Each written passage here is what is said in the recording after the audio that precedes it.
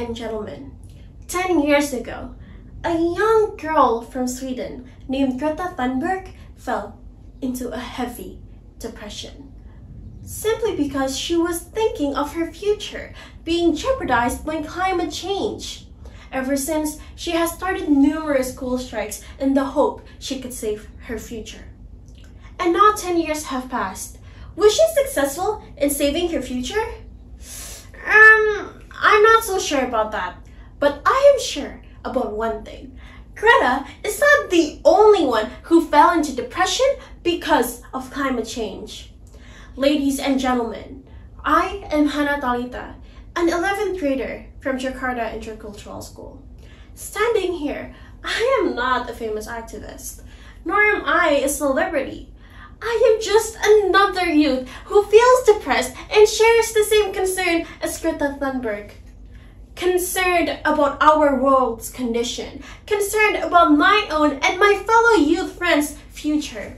So with this given opportunity, I would like to address the existential threat, climate change, and particularly youth's contribution to encounter climate change. In my second year of primary school, I first heard about something called climate change, a situation which appears to be caused by the greenhouse gases in the atmosphere causing the world's temperature to rise. Experts agree that human activities, our activities, are the primary driver for this climate crisis, especially the excessive use of fossil fuels, which accounts for 75% out of the total world's GHG emission. I can't help but question then. If fossil fuels are so bad that it threatens our very existence, how could we just continue burning fossil fuels? If climate crisis needs to be stopped, why is our emission instead increasing? To the point that devastating climate-related disasters are happening everywhere. In 2021, 2 million people in Kenya faced a devastating climate-related starvation. Both of the rainy seasons have failed, the rivers are running dry and their harvests are failing. And do you remember just 3 months ago when the global news is filled with reports of the orange sky in New York caused by the thick smoke from the huge wildfires happening in Canada? I was confused and angry knowing that my own future is continuously being jeopardized by the endless destructive actions of adults. Even our country, Indonesia, is highly vulnerable to climate change. The climate crisis has caused 40% of Jakarta, where I live, to be left vulnerable to the increasing sea level. I am also further baffled by how, despite climate disasters happening everywhere, climate change has not become a major priority issue. Almost no one even acknowledges that we are currently in the midst of a mass extinction, or how by 2025, in 2 years' time, half of the world's population will be facing water scarcity. Even so, I am not here to only share sadness. I am here to gladly say that there is a chance for this situation to be changed, with youths being a valuable contributor. Youth has created many initiatives in the effort to combat the challenges of the climate crisis. On the international and national level, there are grassroots actions by numerous youth-led climate justice organizations. There's also an increasing trend of the amount of youth advocates for climate change, starting from Greta Thunberg to local advocates. And on individual level, numerous youths around the world have actually started to adopt sustainable lifestyle. You see, some youths have actually started to take actions.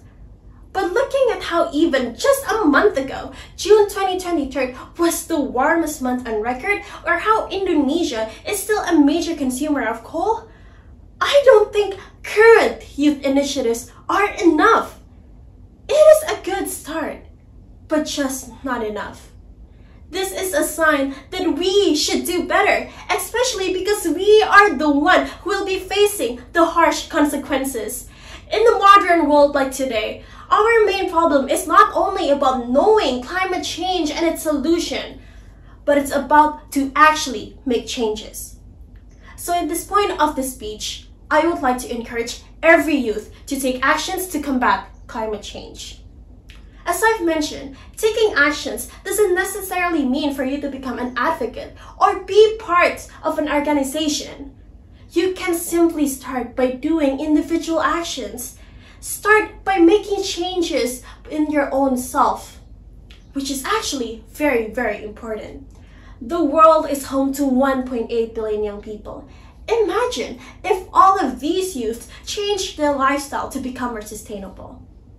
How significant the impact would be. So here, I would provide simple examples youth can do to start. The first one, try to count your carbon footprint. Go online, find a carbon footprint calculator, and you will realize how much damage you are causing. Second, try to reduce as much emission as you can. Use public transportation, for example. And third, the commonly heard advice, save energy. There are more actions youth can and should do. Such explanation and information are accessible everywhere. See, we don't need to invent anything new. We just actually need to act on it. So to conclude, I understand that youths all around the world are victims of our ancestors' actions. But we should stop blaming this on them if we ourselves aren't willing to change. We are at the time where we are the world's best hope to minimize the effect. For us, not for them. So wake up and change. Before the climate crisis further changes the world. Best regards, Hanna, Talitha.